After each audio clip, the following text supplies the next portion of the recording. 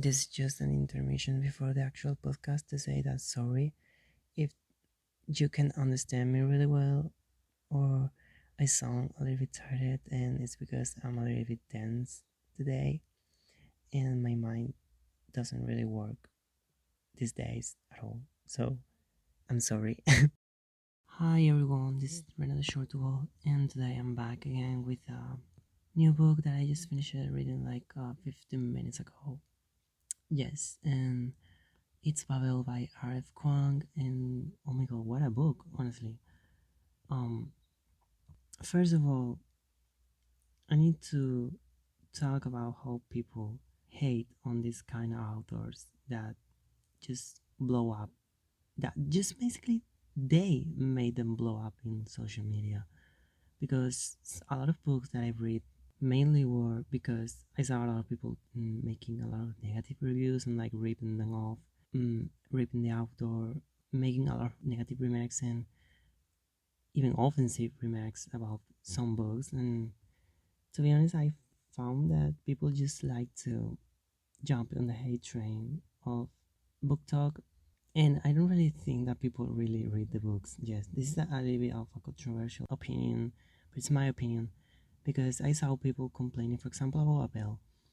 Like, to me, I really like Babel because it makes really well like how you can make a book about fantasy, but at the same time, non-fiction in a fictional world. It's smart to me how she did that and a lot of research that she did, and to me it's a really interesting concept because I really like how she explains and writes about how colonialism and racism were back in the Victorian era in London, in Oxford, and basically in the whole world in those years. And I think she did a really good job in researching and everything, and I really enjoyed like the footnotes in the foot of the pages when you were like reading, because sometimes I was like, because obviously English is not like my mother language, so sometimes I struggle with some kind of old English words or some terms or like some politic things that obviously I don't understand. So I think that for me that helped a lot, but I saw a lot of people like telling that her book was a little bit preachy and that it doesn't really make sense at all, because I don't know, a lot of shit. And I think people have to stop criticizing authors just because you don't like a book. You don't have to make a whole ass 20 minutes long video on YouTube or like a short on TikTok or YouTube or Instagram that the book was the worst book ever, because it's not the first time that I saw someone saying that a book is the worst book ever that they ever read or worst book ever of the year. And it's a little bit stupid, to be honest. I mean, there's opinions and opinions, but I think that people jumps a lot on the hate train. To be honest, like I've read a lot of books that this kind of people say that they are the worst ever, and to be honest, I didn't find that bad. For example, I enjoy like For Wing and the Caraval series and the Once Upon a Broken Heart series too. And I really, I mean, I didn't love it, but I like it. Like it was difficult to read at first, yes, because I didn't understand what she was trying to mean with that first chapter. But the second book was good, honestly. Like people just hate to hate, and then they were like reading rapey shit, like Hunting Madeline or some shit like that, and they label that shit as dark romance, or like reading Colin Hoover. Like they don't want people to criticize what they read, but they do the same to other people's opinions or what they love. But going back to this, well, I have to say something first because this is something that's been on my mind recently, and I'm so fucking tired. Like, um, this kind of people that make reels saying that they read like, I don't know, 20 books a week or like 70 books a month. Like, are you okay? Like, I know they probably are, and I don't want to be mean, but it's the truth to me. I think that a lot of people like don't really read, like they just skim. And I saw a lot of people making confessions about that, saying that to reach their goal of the year on Goodreads, they like skim it a lot or like mm, wanted to read the most short book ever just to make the goal on Goodreads. Only why you read too, so like just to reach your goal on Goodreads.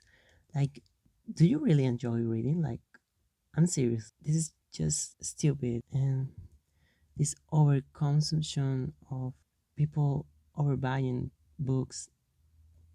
I don't really understand. I think it's a trend, and I mean, it's good that people are reading again, but I think that a lot of people who made this kind of videos saying that this book is the worst I ever read, it's because basically they're lazy, they don't want to understand what they're reading, and they want the book like chew out in front of them. Basically, they don't want like they want something easy to read. I think that's my opinion. Okay, like everyone can think whatever they want.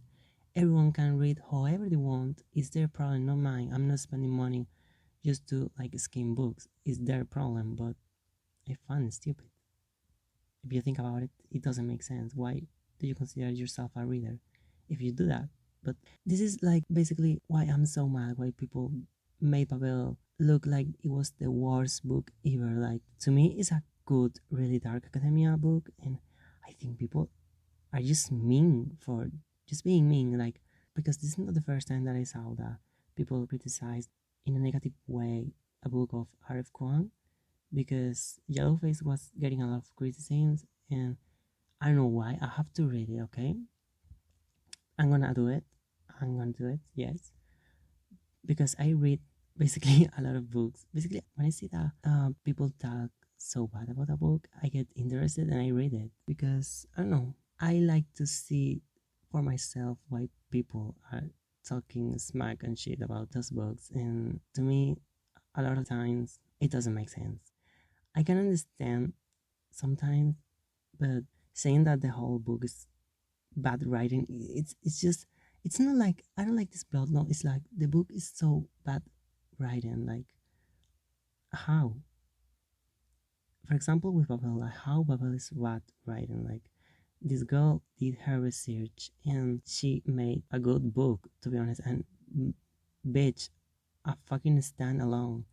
I miss the standalones because these days they are only like series.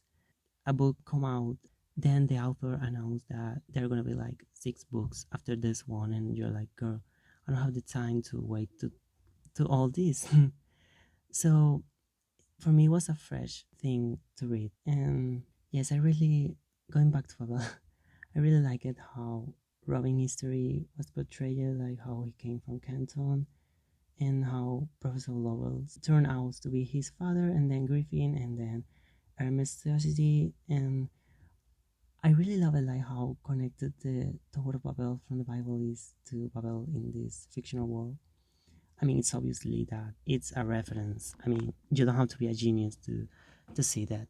But yeah, I really like how the meaning of the Tower of Babel in Babel in the book, because you can see why they call it like Babel, because in the Bible, like the Tower of Babel, God punished the men there who were like building the tower because they wanted to reach him, and so basically God just punished them by making them talk in different languages so they could communicate and keep plotting against him. I think that was the thing.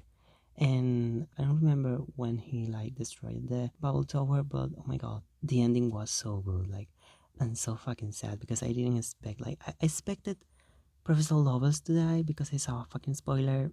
My fault.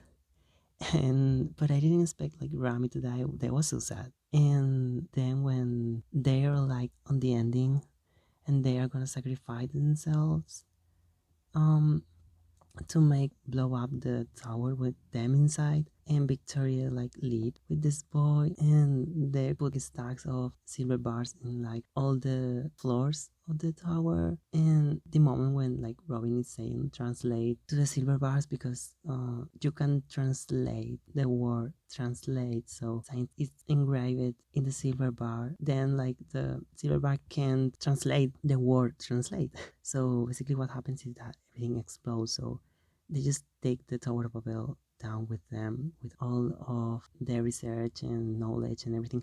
And I thought that was so symbolic of the Bible. I mean, I'm not Christian or something like, but I think it's a really good reference, to be honest. Yeah, I think it's a really good reference, and I find it so interesting. Honestly, I don't know a lot about the Bible, okay, but I think that's interesting concept. How you can see the reference. I mean, it was obviously all the time a reference, but the Tower of Babel in the Bible talking different languages, the Babel in the book talking different languages, the fall of Babel.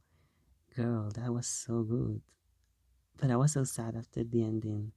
And I was so confused because it's like open to another book. I think that it's not gonna be another book. Please, R.F.Kuang, don't publish another book, please. I think this is really good as standalone and I really enjoyed it. And oh my god, yes, that's basically everything I have to say today because I'm a little bit out of words today. I don't know what to talk about, and I just wanted to record something because it's a long time since I put myself to record something for the podcast. So yeah, this is all, and I think I'm gonna like finish the podcast here because I don't have any more to talk about because I have to process the book. It was a dense book that it took me like I think a month since I started, and I don't regret taking my time with this kind of book. And that's what I was trying to say before, that people don't really like put themselves to understand what they're reading. They just like want to digest the book as faster as they can just to like reach their goal on Goodreads or like putting the book on the shelf. No, you have to enjoy the book. Why are you reading them? And that's my rant of today, more than a review of Babel, because wow, Babel is a book that you have to read.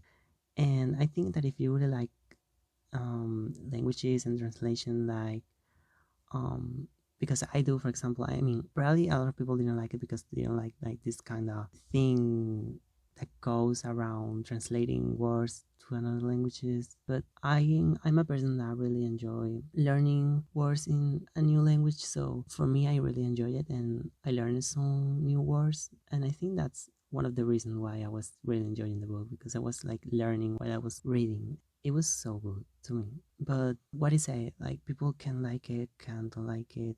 They can love it, they can hate it. But to say that is the worst book ever, I'm sorry, but no. And I think my review is gonna be one of the only positive reviews of Babel because I didn't saw like any positive thing about this book, at least me. I don't really know why people have to jump in this kind of hate train just for the sake of agreeing with others. Like people don't have free will to think. And it's not the first time that I saw that someone like just read the first chapter and say, "That's all. I'm not gonna read more." Like you can't.